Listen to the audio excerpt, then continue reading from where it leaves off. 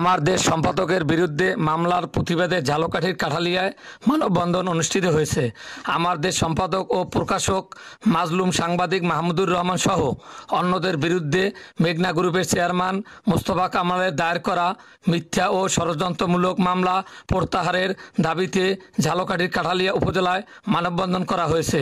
আজ শনিবার সকাল 11টায় কাঠালিয়া প্রেস ক্লাবের সামনে সড়কে আমার দেশ পাঠক মেলার উদ্যোগে এই মানববন্ধন অনুষ্ঠিত হয়।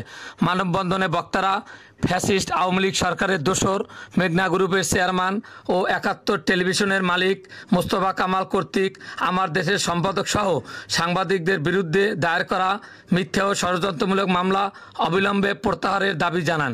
আমার দেশ কাঠালিয়া উপজেলা প্রতিনিধি মোহাম্মদ ফয়সাল আহমেদের সঞ্চালনায় বক্তব্য রাখেন ঝালকাঠি সাংবাদিক ইউনিয়নের সাধারণ সম্পাদক ও আমার দেশ পত্রিকার ঝালকাঠি জেলা প্রতিনিধি মোহাম্মদ শফুল আজম টুটুল, কাঠালিয়া প্রেস ক্লাবের সভাপতি মোহাম্মদ মাসুদুল আলম, সাধারণ সম্পাদক মোহাম্মদ শহীদুল আলম, উপজেলা ছাত্রদলের সভাপতি মোহাম্মদ রাকিবুল ইসলাম তুষার, এনসির সভাপতি আলহাজ মাসুম বিল্লা, এনসিপি উপজেলা সংগঠক মোহাম্মদ শান্ত, আমার দেশ রাজাপুর উপজেলা প্রতিনিধি মোহাম্মদ বুলবুল আহমেদ সহ আরও অনেকে।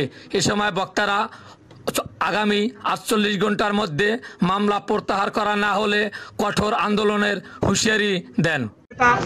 মাহমুদুর রহমানের বিরুদ্ধে যে মামলা হয়েছে মামলা প্রত্যাহারের দাবি জানাই। বাংলাদেশের বিগত ফ্যাসিস্ট সরকার আমলে যে কয়জন ত্যাগী এবং নির্যাতিত নিপীড়িত সাংবাদিক ছিলেন তার মধ্যে অন্যতম ছিলেন আমার দেশ পত্রিকার সম্পাদক জনাব মাহমুদুর রহমান।